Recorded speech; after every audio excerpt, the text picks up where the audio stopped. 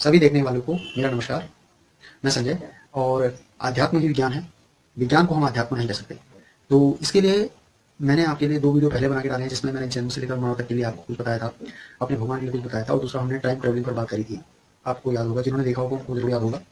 तो इसके लिए अब तीसरा मैंने आपके लिए बताया, उस समय बोला था कि मैं कुछ एक ऐसा वीडियो लेके आऊँगा कि जब आप उसके बारे में सोचेंगे और चिंतन करेंगे तो वास्तव में आपको भी लगेगा कि विज्ञान जिनको अब देख पा रहा है, हमारा अध्यात्म ने उसको 5,000 साल पहले ही देख लिया था।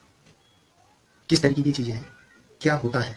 आपने अगर एंशिएंट एलियन एक उसमें टीवी 18 का एक प्रोग्राम है, उसमें देखेंगे तो वो यही देखते हैं हमेशा कि कोई ऊपर से एलियन आए थे और उन्होंने इंसान की उत्पत्ति करी। बात तो सही है, आप उसको उस प्रूफ ढूंढ रहे हैं, लेकिन आध्यात्म इन चीज़ों को तो पहले से कहता था। लेकिन एक चीज़ आज आपके लिए, ब्लैक होल।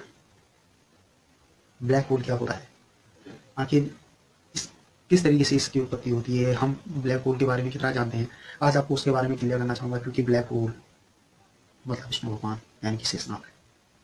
आपको मुख्य चीज़ें बताऊंगा और वीडियो को आगे तक देखिए, आपको बहुत मुश्किल लगेगा। जो लोग चिंतन करते हैं वो एक बार जरूर चिंतन करेंगे, और अगर किसी दिन ये किसी एक साइंटिस्ट के पास अगर ये वीडियो पहुंचा तो मैं आपसे वादा करता हूँ एक बार वो सोचने को मजबूर हो जाएगा। हो सकता है मेरा ज्ञान थोड़ा कम हो, लेकिन चिंतन योग्य तो है।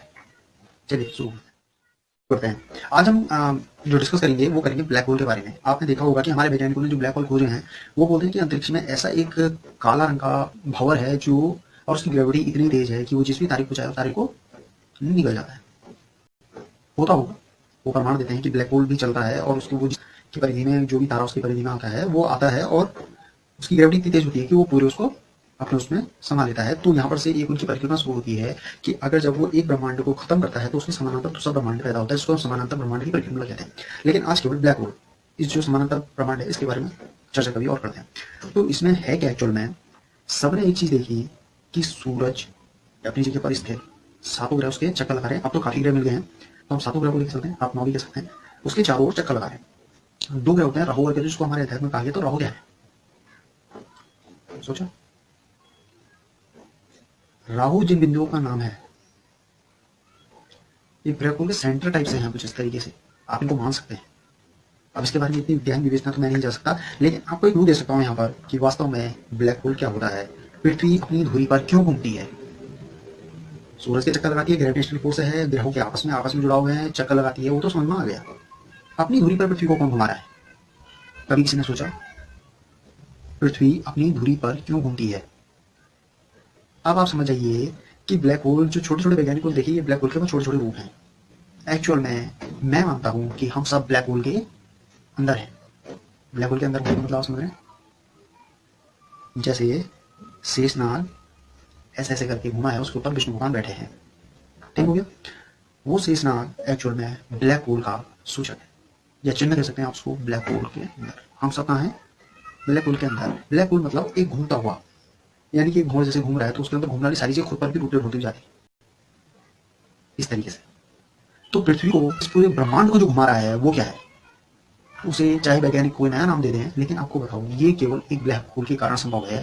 क्योंकि ब्लैक होल की ग्रेविटी बहुत ज्यादा होती है और ब्लैक होल सब चीजों को इधर से उधर रोटेट कर सकता है। यानी कि एक मशीन लगाइए, उसका एक पार्ट को घुमाने के लिए कितनी ऊर्जा की जरूरत पड़ती है।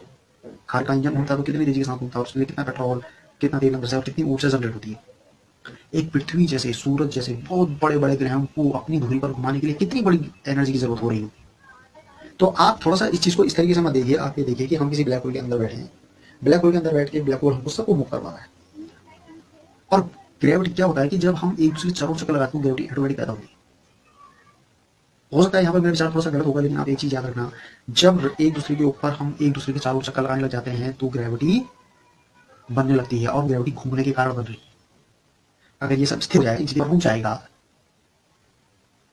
तो ये सब खत्म हो जाएगा। एक विचार और, अगर हम ब्लैक होल के अंदर नहीं हैं तो पृथ्वी तो लटकी है ना इसी पर, बनी आधार तो आपको दिखता नहीं, तो यानी कि वो भी मूवमेंट में है, ऐसी भी मूवमेंट में, ऐसी भी मूवमेंट में नीचे भी जा सकती है, अंतरिक्ष में ऊपर नीचे तो कुछ है नहीं ना। इतने बड़े गोले कैसे घूम रहे, कौन स्थिर करेंगे? ब्लैक होल स्थिर करा हुआ है। ये ब्लैक होल ही है जो सब कुछ स्थिर और सही तरीके से चला रहा है। हमको ब्लैक होल खाएगा नहीं, हमारी पृथ्वी को निकलेगा नहीं। असल में हम जो ब्रह्मांड की खोज कर रहे हैं वो ब्लैक होल के बाहर के ब्रह्मांड की खोज कर रहे हैं, हम ब्लैक होल के अंदर के ब्रह्मांड है। मेरी थ्योरी काफी उल्टी होती है तो आपको सुनने में काफी अजीब लगेगा, लेकिन हम ब्लैक होल के अंदर के ब्रह्मांड है। बट हम अपने को बाहर का ब्रह्मांड समझते हैं और ये समझते हैं कि हमने ब्लैक होल के समानांतर जो दूसरी दुनिया है उसको ढूंढना है।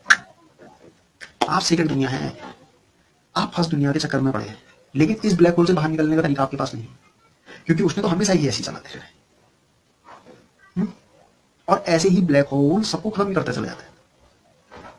यानी कि अब आप कह दें कि आप ब्रह्मांड में बहुत सारी डिस्कवरी बनी है, आप डिस्कवरी को देखिए, आप समझिए कि इतना बड़ा ब्रह्मांड इतना बड़ा ब्लैक होल के अंदर होगा,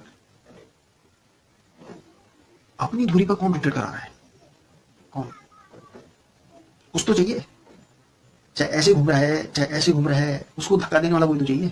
बिना एनर्जी तो काम नहीं हो रहा। वो एनर्जी कहाँ है? वो एनर्जी ब्लैक होल है, जिसको हमारे उसमें विष्णु भगवान जिस पर सोए रहते हैं ना,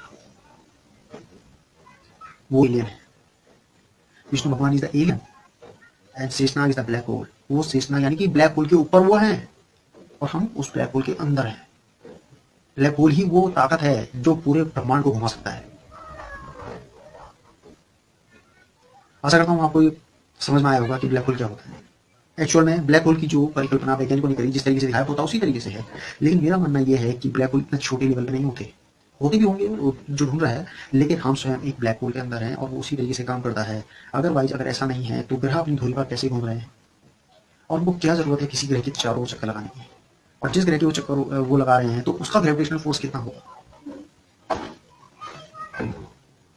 यानी कि वहां पर मिट्टी पत्थर जैसा कुछ नहीं, सोलर मीडिया सबसे वहां आगे आगे ब्लैक होल आपको नहीं पहुंच सकता है।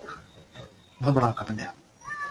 तो अतः ब्लैक होल की सीधी सादी परिभाषा में आपको बताऊं, ब्लैक होल एक बहुत बड़ा भंवर, ब्लैक ताला, जो पूरे ब्रह्मांड को घुमा रहा है, उसे हम ब्लैक होल कहते हैं। वही ब्लैक होल है। ब्लैक होल की वजह से हम हैं। अगर ब्लैक होल नहीं होगा सारी गतिविधियां रुक जाएंगी। यही ब्लैक होल है। और कभी आप इसको पढ़ के देखिएगा, शेषनाग के लिए बहुत से हमारे वहाँ पर पुराण है, उनको पढ़िए, इसको जानकारी मिलेगी। मुझे बताइए। और आपका बहुत